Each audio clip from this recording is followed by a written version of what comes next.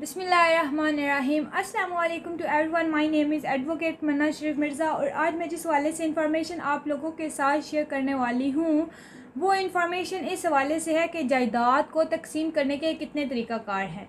तो जायदाद को तकसीम करने के दो तरीक़ाकार हैं। नंबर 1 खानगी तकसीम और नंबर 2 अदालती तकसीम। अब खानगी तकसीम क्या है? खानगी तकसीम में ये होता है कि सारे जो वारसान हैं वो मिल बैठ के अपनी मर्ज़ी के मुताबिक तकसीम करते हैं। ठीक है, अपनी मर्ज़ी के मुताबिक वो जब तकसीम करते हैं कि तुम ये हिस्सा ले लो या तुम ये हिस्सा ले लो, ठीक है, ये वाला एरिया जो है ये तुम्हारा है या ये वाला मिस्टर बी का है, ठीक है, आपस में अपनी मर्ज़ी के मुताबिक तकसीम करते हैं। फिर उसको रिटन फॉर्म में लेकर आते हैं, यानी कि तहरीरी शक्ल में उसको लेकर आते हैं। जब रिटन फॉर्म में आ जाएगा फिर वो अपने साइन वगैरह करेंगे, थंब इम्प्रेशन अंगूठे का निशान लगाएंगे। उसके बाद फिर नीचे गवाहान के सिग्नेचर आ जाएंगे, थंब इम्प्रेशन वगैरह। ठीक है, ये सब कुछ मुकम्मल करने के बाद ये सारी फॉर्मेलिटीज़ जब मुकम्मल हो जाएंगी तो फिर एक और स्टेप है, वो ये है कि आपने मुतलका महकमे में जो आपने आपस में डिसाइड किया है अपनी मर्ज़ी के मुताबिक, महकमे का रिकॉर्ड भी उसी के मुताबिक तरतीब देना है। अगर आप आपस में डिसाइड करके बैठ जाएंगे तो ये ऑफ द रिकॉर्ड है। ठीक है, ऑन द रिकॉर्ड तब आएगा जब आप महकमे में उसी तरतीब के मुताबिक उनका रिकॉर्ड जो है वो सेट करवाएंगे। ठीक है, तो इसे हम कहेंगे खानगी तकसीम। तो फिर इसकी कानून में हैसियत है।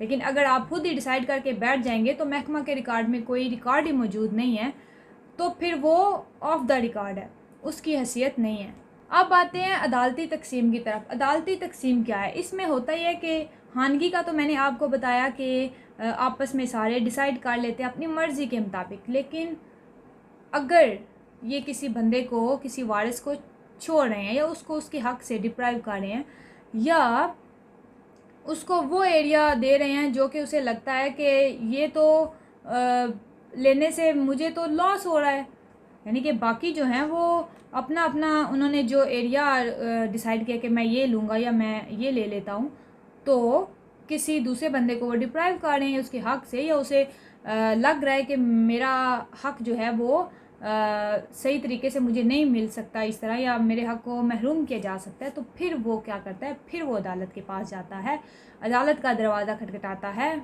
यानी कि वो फिर केस फाइल करता है और जितने भी मुश्तरका खातेदार होंगे उन सब को फिर पार्टी बनाना है, किसी को भी छोड़ना नहीं है, सबको पार्टी बनाना है। फिर क्या होगा कि दावा जब दायर होगा फिर दूसरी पार्टीज आएंगी, जवाब दावा देंगी।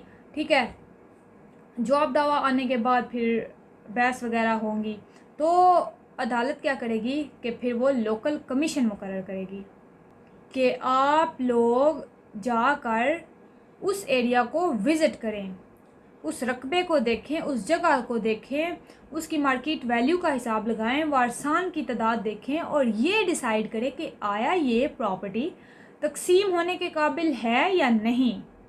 जो लोकल कमीशन होगा ना, वो जब एरिया को विज़िट करेगा, उस प्रॉपर्टी को विज़िट करेगा, तो वो फिर एक मुफस्सल रिपोर्ट रेडी करेगा जो कि उसने अदालत में जमा करवानी होती है। उसमें वो सब कुछ अपने माइंड में रख के कि ये जगह कहाँ लोकेट कर रही है, इसकी मार्केट वैल्यू क्या है, वारसान की तादाद कितनी है, उनमें आया ये डिस्ट्रीब्यूट हो सकती है या नहीं हो सकती। तो इन सारी बातों को ध्यान में रख के फिर वो लोकल कमीशन जो होगा वो एक रिपोर्ट तैयार करेगा, वो फिर अदालत में वो जमा करवाता है। लोकल कमीशन ने ये डिसाइड करना होता है कि आया ये प्रॉपर्टी तकसीम होने के काबिल है या नहीं, या वो जो प्रॉपर्टी है उसकी एक साइड पे मेन रोड लग रही है और दूसरी साइड पे गली है, तो ये ना हो कि ज़्यादा रकबा कोई रोड वाली साइड पे ले ले, दूसरा जो बंदा है वो गली वाली साइड पे रह जाए, तो वो बेचारा उसका हक़ महरूम ना हो जाए।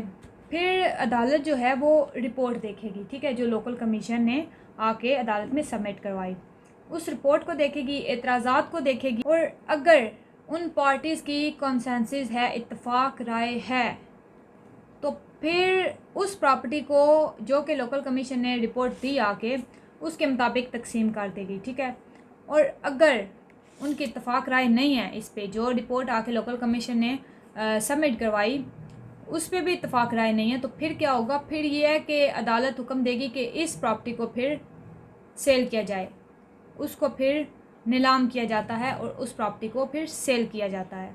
तो उम्मीद करती हूँ कि मेरी आज की वीडियो आपको पसंद आई होगी, और अगर पसंद आई है तो इसको लाइक कीजिए और मेरे चैनल को सब्सक्राइब करना मत भूलिएगा। साथ में घंटी का निशान है उसे भी प्रेस कीजिए, और कोई भी क्वेश्चन आप मुझसे पूछना चाहते हैं तो नीचे कमेंट बॉक्स में पूछ सकते हैं। Thank you very much. अस्सलाम वालेकुम।